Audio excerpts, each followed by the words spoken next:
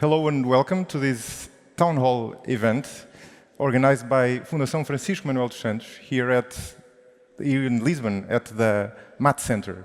Our guest today is Roberta Metsola, the President of the European Parliament. Our topic for today is how to foster interests of Europeans, especially of young people, in European politics and to increase their participation. This will be a town hall event, so this is where the power of questioning turns from me to you. You'll have the power to ask questions on whatever comes to your mind, whatever topics you think are interesting at the EU level and for you personally. So feel free to raise your hands to ask questions. Just don't forget that the questions should be short and they should indeed be questions. So they should have a question mark at the end. So I'm not the one giving the mic, but feel free. We can group them up, huh? Yeah, sure. Yeah. And please. So we can maybe take, what, 2, 3? 3. 3? So 3 at a time. And please say your name and not all your surnames. President Metsola, first of all, thank you for coming. Thank you. I'm Rodrigo Cardoso. You mentioned some of the problems that EU Parliament currently has, and I would like to ask you, in light of the current absence of, let's say, bidding power of the EU Parliament when it comes to the EU Council, how do you believe that we can strengthen the Parliament's influence to ensure a more effective and responsive governance within the European Union? And just a second question, you mentioned also the housing crisis and attending the current problems we have here in Lisbon. How do you think, in Lisbon and in many other capitals, how do you think that the Union can actually respond and prepare a package to address this issue? Thank you very much. 2 questions, huh? Thank you so much for being here. It works. It's on? Okay, yeah. My name is Ana Soares. Thank you so much for being here. I was going to ask 2 questions as well, but since we're keeping it short, I'm going to just ask one. So, what's your view on the overall organization of the EU ruling bodies, namely the balance of power between the EU Parliament, which is directly elected by EU citizens, and the European Council, which is not? Is this system sustainable, or do we need something simpler, more practical, and more democratic? Thank you very much. One more? Yes, sure.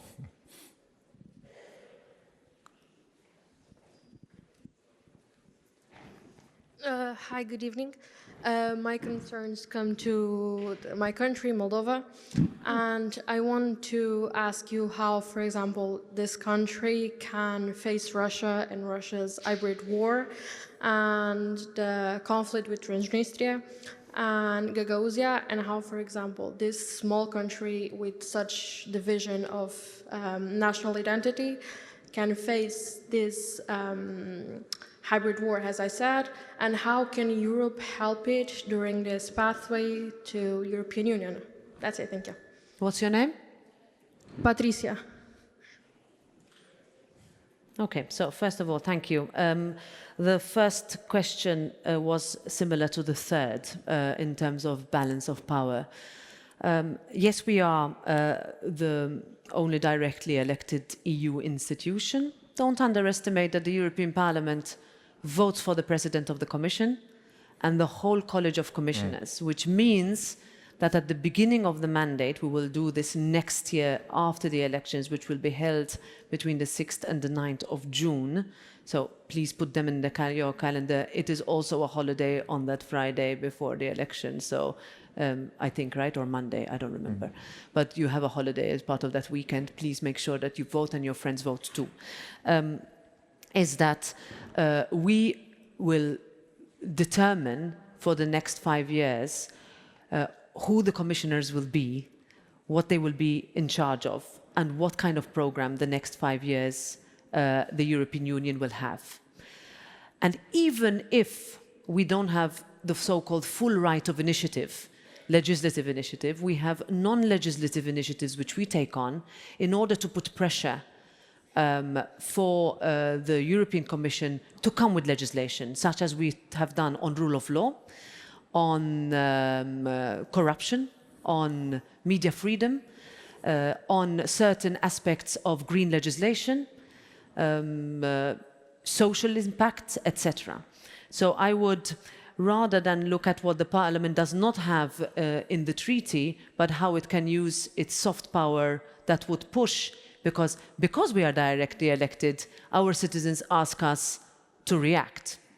And when I have gone to the European Council, because the President of the European Parliament participates in the European Council, which is where the heads of state and government meet, it is really interesting to see that because those heads of state and government, their own citizens have voted for their members of the European Parliament here, they know to feel the pressure either to change their ways or to act where there has no action has been. If it were not for the European Parliament, the European Council would not have given candidate status to Ukraine and to Moldova, Patricia. If it were not for the European Parliament, we would not have the rule of law conditionality mechanism, which I mentioned earlier. Now, of course, we continue to ask for what we call full co-legislative powers, and where the Commission has in the past not granted the responsibility that should have been given to the Parliament, we are very clear. We take judicial action, and most of the time we win. So this is something that balance of power also requires. This is to Ana Soares, the fact that we recognize what we can do because we are directly elected in order to get to the destination that we want. Still much more can be done. We could still have health as a EU competence. We could still have energy as an EU competence. We could still be a proper security and defense union. We could still see that we can have the European prosecutor that is in every single member state and not at only a few. But also bear in mind that even in areas where you do not need every member state to say yes, in the past, that has recently not been the case, member states hid behind the fact that they needed what is called unanimity, when in fact they only needed qualified majority, such as in the case of migration. So there, we pushed as a European Parliament. Because of the elections, we can tell what our citizens' concerns are. On housing, we are looking at different countries that have a serious housing inequality. So if you look at what has been done in this country, Ireland is also in a situation where young people are priced out of the property market, so that the whole economic model has to shift into making sure that you have financial incentives in order for you to step on the first step of the property ladder. Action has been taken in order to clamp down on the way prices have been rising because of, let's say, booking platforms that are not completely in line with EU regulation. And some governments have used their economic recovery plans in order for them to address, to a certain extent, housing inequalities. We also have questions in certain member states where housing that will require complete climate refitting, right, because of the targets that we have set ourselves, especially in inner city parts, older parts of cities that will not be able to reach, that there is a specific attention. We even have big problems because of natural disasters in many countries where even less housing is available today than it was. And then on a national level, and this will be up to you to see what is the process in order to refit buildings, how to redevelop, and how to re-green cities without taking away from affordable housing. So it will require a huge strategy, and different countries can show others as to how they've managed, because in some countries they went through a decade ago, how they emerged from that in order for it not to feel like they have no choice but to move further and further away. I give you one anecdote. About 3 days before the pandemic hit all of us and all the borders were closed, airports were shut down, people were sent home. I met Mark Zuckerberg, who told me, and I asked him, I said, what is your next project? And so my next project is to make sure that you can work from anywhere in the world with equal digital access. Can you imagine, 3 days or 4 days? So that young people, he was talking about the United States, will not feel that they have no choice but to leave their more affordable housing to go to big cities where they live in cramped quarters, overextend themselves, and often end up unemployed. Who would have told us 3 days later that everybody would be moaning about their Wi-Fi connection? That is how we really understood the importance of being digitally connected in order to overcome geographic distances. And I hope that that lesson that we learned will translate into better investment in connectivity, both in transport, cleaner and more environmentally affordable. Patricia, I can't wait for the day Moldova becomes a member of the European Union. I have been to your country many times. You mentioned the division, you mentioned rightly so what happened in Gagauzia, you mentioned Transnistria. We have to take lessons from the local election results in preparation for next year's elections, presidential elections and then parliamentary. What I saw in Chisinau, when I addressed tens of thousands of young people, not only young people, also older, is the amount of European flags and the very clear choice for Europe as Moldovans' home. So my advice to you, or perhaps my wish for your country, would be for that path that Maya Sandu set, your president, to be continued and for her to be joined by even more people along that road. It is not easy. I know that the difficulties when you're fighting a systemically corrupt regime that you have inherited and a constant attempt to be undermined, whether online, offline, by Russia. It takes courage, it takes guts, but it takes a belief that you will succeed. And I'm convinced that you will.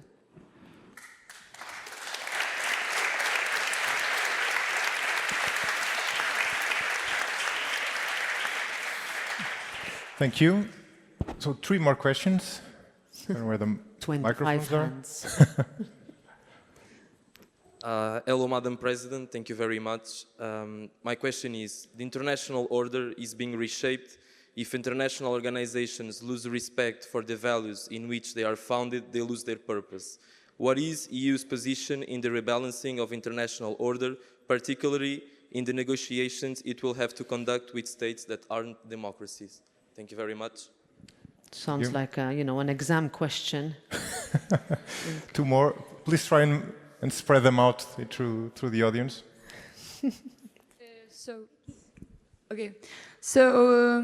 Hello, thank you. Hi. And I would say that a lot of people think that nowadays Europe is going to an identity crisis. And I would ask you, and I think as a young person that is maybe entering the workplace in the future, in the near future, and I would say, what is your solution for combating this identity crisis that we now face as a whole, Europe as a whole? Thank you.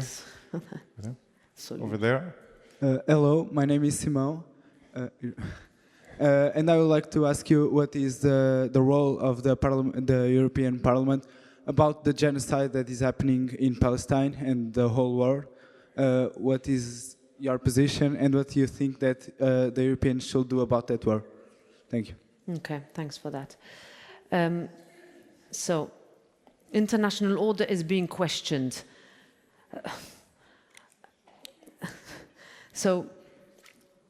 And I will tie it with the second question and identity crisis. You know, Europe tends to think it is less powerful than it is.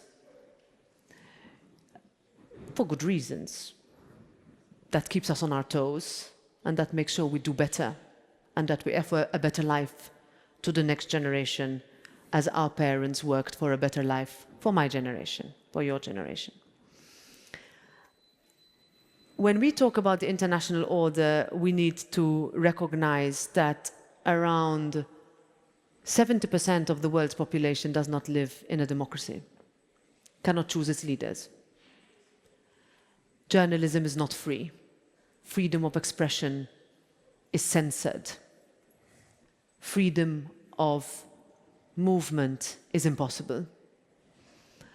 Europe is a beacon of hope for people who live in those countries. I just met with 9 young women from Afghanistan who were given refuge here in Portugal, far away. They are learning Portuguese, they are studying, they have been given a new chance at life.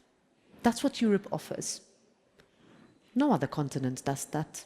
We have our ways, it's difficult, we have bureaucracy, I wish when we talk about 27 different, I was in Portugal two visits ago here, that how long are we going to talk about a disability card for everybody who has a disability in the European Union that is recognized everywhere to go on public transport, these kind of things. But what we need to be careful, and you are right, is that when we look at third countries which we trade with, which we exchange experiences with, which we compete with, we tend to preach. Our countries leaders of African countries want us to talk to them, not talk at them, and not only talk to them when it is about migration. And that is what I think has become even more and more clear over the past years, is that as we increase in our strength, because we have found that unity that we did not have before, it's not perfect, but we have found it, we should not let go of our values, our ideals, making sure that we have our own house in order before we tell others what to do. Rather, let's make sure countries join us in our democratic efforts to preserve that democracy in our systems by encouraging people to vote and making sure people don't abstain so they can choose their leaders and their representatives. And, we have been talking about an identity crisis for a very long time, and we like to talk about it because in a way, quo vadis Europa remains a very big question. But it also comes with responsibility to take the decisions that are difficult. And for many years, people have used the fact that we are potentially in an identity crisis to postpone ad infinitum decisions that needed to be taken. And if we look at the fact that our health systems are not the same everywhere, that education level is not the same everywhere, that access to social welfare is not the same everywhere, that is really what makes countries and citizens in those countries feel that there is no path for them because their leaders don't want to progress. I'll give you one example. I was in Bucharest a few days after the last December's European Council, where the decision was taken for Bulgaria and Romania not to enter in the Schengen area. I met young people like you, and those students told me, how can we continue to be pro-European when Brussels has turned its back on us? I think that's the kind of crisis, if you wish, that we need to address. Because the minute we foster this idea that there are some citizens who are here and some who are here, then we have a problem. And then we cannot grow bigger, because growing bigger means that those individuals who feel abandoned feel even more abandoned unless we reform. So I wouldn't be afraid of admitting where we can improve, but rather I would say we need leadership, and with leadership comes difficult decisions, and you need to own those decisions and be ready to push them. On Simau's question, the European Union has not been in an easy situation since the 7th of October. Was it easy before? No. But there is what one would call, or there was an uneasy ceasefire until the 7th of October, which is no longer. On the 7th of October, we woke up, and it was clear that we condemned the atrocities. I saw them myself. I went 5 days later, and I will never forget what I saw, never. But I said already in Israel that how Israel reacts to this atrocious, abominable attack matters. And when we as Europe today talk about what needs to be done, when we talk about release all the hostages, while at the same time saying innocent civilians everywhere should be protected, we have to have our heart big enough to be able to protect everybody, and our minds clear enough to be able to lay this complex situation out as we explain it. What has happened in many member states is that this has led to an entrenchment of positions and the reigniting of the intolerance, in some places hatred I mentioned before. And as we see a rise in anti-Semitism, we see a rise in Islamophobia. And we have to be very clear in being able to say all this. We need to, and really there is a call from these countries and countries in the region for the European Union to take an active role in engaging towards a lasting peace. And when we talk about a lasting peace, we mean for Israelis to live securely, safely, and for a perspective for Palestinians to be free.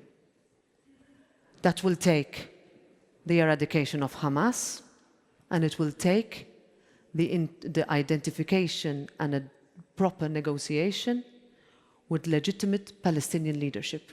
I have been to Ramallah, to the West Bank. I have been to Tel Aviv and to the locations of where the murders were committed. And to me, I see that the quicker we start to talk about the day after, it is very difficult now. There is what we call the fog of war. But even in that fog, the European Parliament was the first institution to ask for a pause in hostilities. We did it. We got the majorities for it across the political spectrum. Was it easy? No. Were there those who wished we didn't do it? Of course, but we did it. Because it is in that fog that you need clarity in order for you to see that even though today, when we talk about the Middle East peace process, we talk about the necessity for a two-state solution, as has always been our position. Even if today we feel that it is further away than it was on the 7th of October, we cannot let go of the fact that we need to seek lasting peace in the Middle East. And this is not only important for Israel, it's not only important for the Palestinians, it is important for Lebanon, it is important for Jordan, it is important for Egypt, who are looking not only at each other, but also at the European Union and asking for help in seeking that. Thank you. Okay, now three more questions. From the hands I see raised, I see that we have more questions at the time we have available, so please try and spread them out. I will be shorter in my answers. I will try. Hello, first of all, it's such a pleasure to be here today. My name is Paula, and as a Spanish and European citizen, I'm really concerned about the situation of judicial independence in my country. What can the European Union do to fight against this degradation of the separation of powers and the politicization of justice with the amnesty law that our government intends to approve? Thank you. over there. Olá, muito boa tarde. Vou falar em português. Again, are you speaking Portuguese? Yeah. It's okay? I can translate. Slowly. I hope. Boa.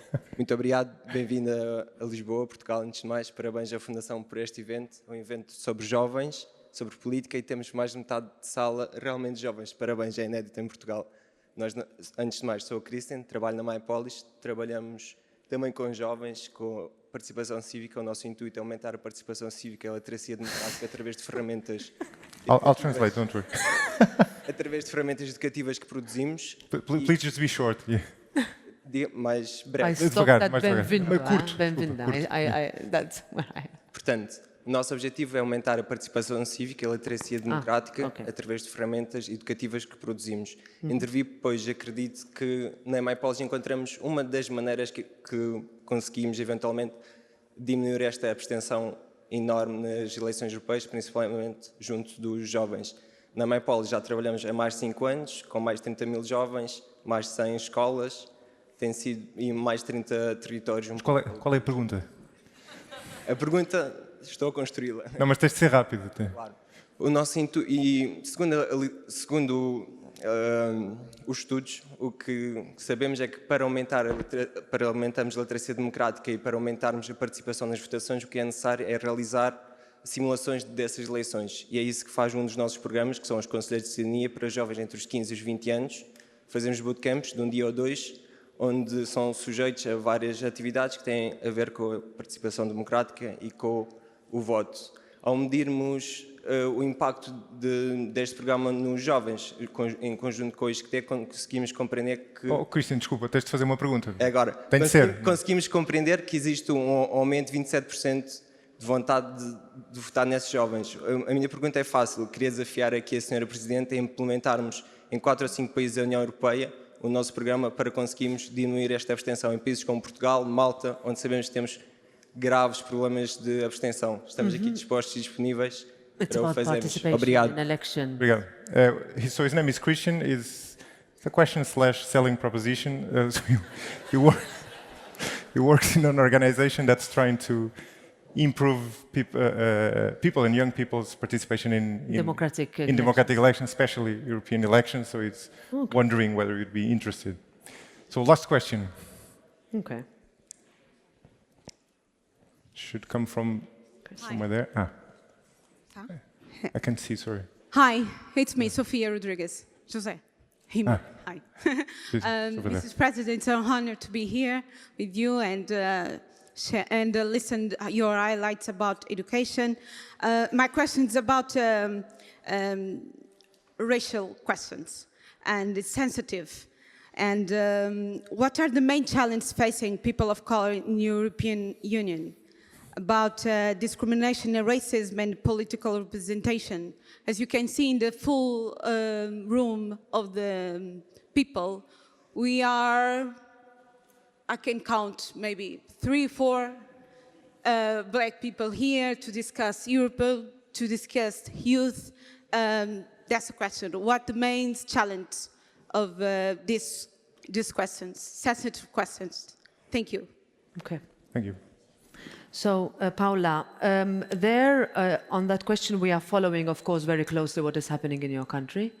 There was a long debate in the European Parliament last week, and there will be another one with the Prime Minister in December, in Strasbourg on the 13th of December.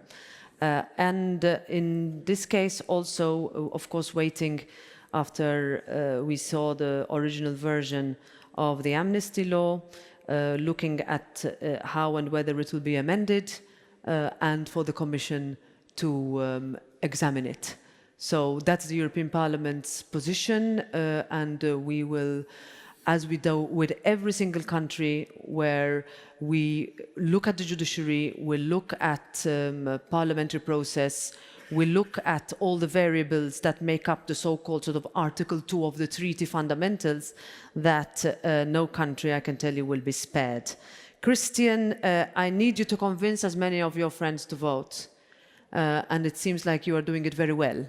So, in Portuguese at least. Perhaps what I can ask you is to really look at where people, very first thing we started discussing during the podcast, what are the reasons for the abstentions? What is the reason why young people in Portugal feel that they are not represented enough? Is it because we don't get to them? We don't talk to them in the language that they wish or they want or they understand? Or, as we are also seeing, that they find comfort in the political extremes, which does not provide a solution for them, but they think it does. And that's up to us in order to counter that, to push back against that narrative. And I will need very much your help in doing that. Sophia, this is something that the European Parliament has long asked for better representation in national parliaments, also within our European Parliament. I have placed also targets within the administration of the Parliament in order for there to be more racial diversity, but also for there to be no discrimination, whether perceived or non-perceived, whether biased or unbiased. And that is something that we will also put into the training of members when they come in next June after the elections. And my appeal will be always is for political parties to have as diverse a list of candidates as possible. You are completely right about the audience today. It would be the same in most European countries. And it is also perhaps symptomatic of the fact that we have not done what we should have done for many years, whether it is about better integration, more streamlining, and more indiscriminate policies from everywhere, starting from in employment, in education, in the kind of jobs that are found and given, and possibility or impossibility of that. We still have huge challenges there. In some countries it is better than in others. And it is also, you said it's sensitive. I would not even use that word. It should not be sensitive for us as political representatives and leaders to talk about it and say where we've not done enough, or where actually we do not tackle anti-discrimination well, or we let it grow right in front of our eyes and we do nothing about it.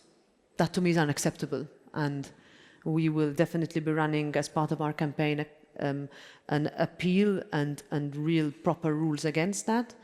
And I really hope that even next year's European Parliament is more diverse than this one is. Thank you. We have time for more questions, so 3 more questions. Please, again. The hands keep increasing. Yeah, increasing, amazing. Please keep them short and an actual question. So I won't be lenient the second time, and I'll cut you off if need be, because you're using up other people's time. So again, short and actual questions. But fire away. Hello, my name is Margarida, and thank you for being here. And my question is very complex, but I wanted to ask you about the medidas, I don't know. Policies? The policies that the European authorities are taking to kind of make up for the economic challenges Europe is facing right now due to wars and due to external matters. But what is Europe in its internal authorities trying to do? Mm-hmm. Okay.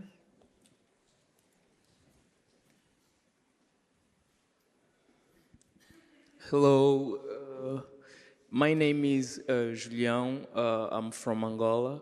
I don't speak very well the English, but I will try to. It's good. To do a question. So, we have been seeing a lot of challengers and populist parties in Europe. Specifically here in Portugal, we have the name is Chega. We have seen Poland as well. So I want to ask to the president, what the European Union have been doing to deal with this kind of parties? Okay. My name is Tiago Gaspar. Again? Tiago Gaspar. Tiago. Although in recent times we have seen corruption gain attention in Portugal and in the European Parliament as well early this year, it is actually a phenomenon that undermines our democracies. And it doesn't matter if it's from left or right wing.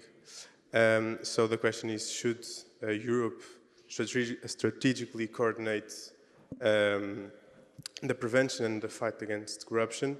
And if so, which measures should be pursued to fulfill this goal? Mm-hmm.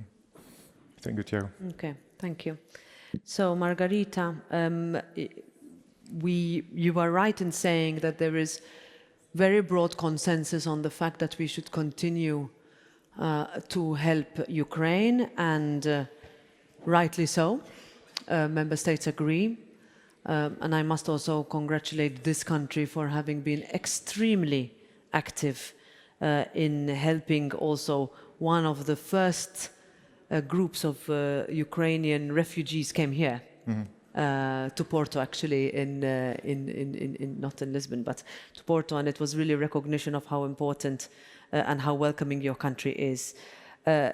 What we have seen since then, started before the war, is an increase in prices and also inflation wiping off the value of our assets, of the houses and pensions, and that has in turn decreased the purchasing power of individuals, which has led to national governments having to inject money into the economy, money that costs, that is less valued, and is eating into the next generation EU funds that should have gone for the recovery of our economies. So economically, it's extremely difficult, and we are now in a situation where funds are running out, and we have an election period coming up, and member states that are asking us, and citizens in countries that are saying, we need funds to help with addressing migration, with natural disasters. You saw this summer, you have here, whether it is fires or floods, in some parts of Europe, earthquakes, which is definitely on the priority list of member states to be able to tell their citizens that Europe is helping. What Europe cannot do internally, and you mentioned internal policies, is that you find yourself like we are now in December or in November or October or September, and the European Union realizing that there's no money to deal with your country. That is not, the solidarity is at the very core of what the European Union does, and therefore we should very much work to make sure that programs such as Erasmus, how many of you have been on Erasmus here? Okay, well, I went to France, that's how I learned my French. You should ask how many of you want to be in Erasmus, because some of them... Who wants to go on Erasmus? Bravo. So what you need to make sure from all your MEP candidates, and they are here, I see Lydia, I see Maria, besides Carlos before, is that you have to make sure that they fight to keep Erasmus high on the agenda. They do, I can assure you they do. But we have to make sure that governments don't let go of the investment in education and internal policies that have managed to bring Europe closer to citizens. We mentioned social cohesion before. That is very, very important and can be done with, at the moment, with the current financial negotiations between the different member states. Populist parties in Europe. Well, I make a distinction between the fact that democratic elections have resulted in such parties being elected, and what can we do to counter, as I said earlier, that populist narrative. What do I mean by populist narrative? In the European Parliament, it's anti-European. It is against any attempt for citizens' lives to become easier. It is the idea that you can answer very difficult questions with one-word answers. And intolerance. I stand for the complete opposite of that. And also to be clear that just like you have anti-European sentiment on the extreme right of the political spectrum, you have the same on the extreme left of the political spectrum. And it is important for us to say that because we see it in the European Parliament with voting records of different parts of the extreme. Now, what the Parliament has done in the past is that the majorities are composed with the centre. Now, my job, and I would ask you to help me there, Julião, is to make sure that you vote elsewhere and that your friends do so too, and that you get a commitment from your elected representatives that they will fight for Europe and not against it. You mentioned the Netherlands as a specific example. That also comes of the fact that the previous government collapsed because of a disagreement on migration. So there was already an understanding that those who thought to criticize moderation on migration will do very well in the elections. So it's also, I've been using this word responsibility a lot, but it is our responsibility to give an alternative narrative, which is pragmatic, recognizing that sometimes legislation goes too far. If we go too far, we leave our citizens behind, we lose them. We need to keep our citizens with us, explain much better what we are doing, why we are doing so. What does it mean when we say that we are fair with those who are in need of protection, but that we are firm with those who are not?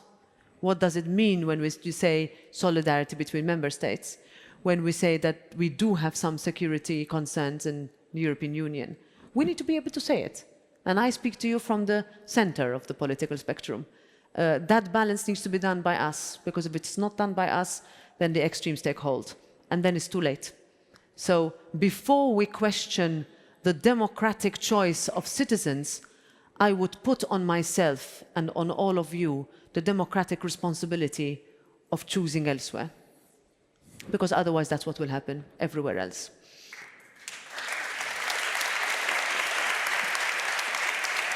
Tiago, on corruption, and you rightly mentioned the allegations of what happened in the European Parliament 1 year ago. You know, there was a choice a few days after those allegations came to light that you either do nothing or you, as I said before, grab the bull by the horns and tackle it. You know, you could always take the position that there is always going to be corruption, or this would have happened anyway, or this will always happen. I don't take that position. I got into politics actually to fight corruption. And in my country, corruption led to the death of a journalist. A bomb placed under her car, leaving 3 boys without a mother, simply because she was asking the most uncomfortable questions to politicians. I will fight every day throughout my political life and even afterwards to see justice done. And what I'm doing in my own country, I would like to see done in every country.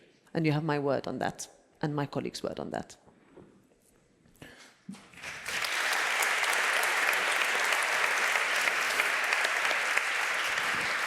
Well, we are almost out of time for this event, and I cannot be late for the president. I'm also mindful of your agenda, so I would suggest we take one final question, just to close it up.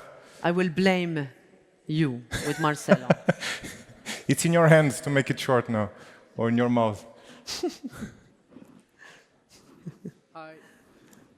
Hi, my name is Bernardo. Thank you for being in here. I'd like to ask you if you could name 3 political figures that inspire you to join politics. Thank you. Thank you. Nice and short.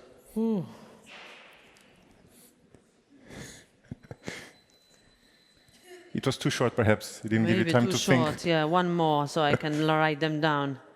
One more question? Yes. Okay.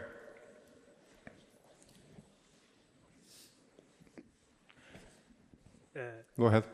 I want to thank the foundation, the president, and the members of European Parliament, the press. My question is about European Union public administration, because in Portugal we see shrinking leadership positions and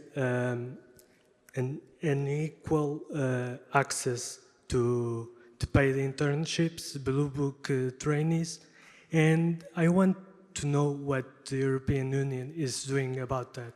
Thanks. Again, can you say it again? Sorry. My public question administration, about the shrinking leadership positions and the difficulties that Portuguese citizens deal with the internships. Internships? At the EU, right? Yes. Okay. So there we are currently undergoing a study, carrying out a study actually to see that there are some nationalities that are underrepresented at different levels. We have done a very effective campaign that we do not do unpaid internships. And what I can encourage you to do is apply to work in the European Parliament. Go to your members of the European Parliament. I have 2 Portuguese members of my cabinet. So I have I think 3, no? No, 2. And I would like to see more Portuguese at all levels, I can tell you. And I give you, the level of integrity and discipline that Portuguese people have in their work ethic is amazing. I think you should be proud of your country and the way you have been, let's say, trained, I would say, in order to really work very hard and never forget where you come from. And everybody comes with, pastéis de nata wherever you go, so I can say that. Angela Merkel, for her courage and the fact that she took the most difficult decisions in 2015, which she's criticized for today. But as a Christian Democrat, stood up and says, I will be able to have a country that welcomes those who need protection. And that took a lot of courage, politically and personally, to do. I would then mention, someone you don't know, but somebody who was Prime Minister of my country, who, notwithstanding the most difficult campaign put forward by the opposition party at the time for my country not to join the European Union, he was very clear and said that the best thing we can do for the younger generation is to enter the club, no matter how small we are. And I think today he would be proud to see that one of his citizens and those who followed him have a president of an EU institution from a smaller country. Smaller, not anything else. I would then look at one of your own, and from a European level, I would talk about Durão Barroso. 10 years president of the European Commission, hard years, hard, very difficult, financial crisis, migration crisis. There was a Portuguese at its head. You should be proud. No matter how difficult those decisions were, he always wore a smile on his face. It was not easy to do that. Those are the 3. And then from a personal level, I would credit my 2 grandmothers, who were super tough on me, and my cousins. I have a huge family. And they never let us slack, no matter whether it was in our private life or our student life or basically anything, but that we would always have to be on top form. And that ingrained us with discipline that you need today more than ever. Thank you. Thank you very much.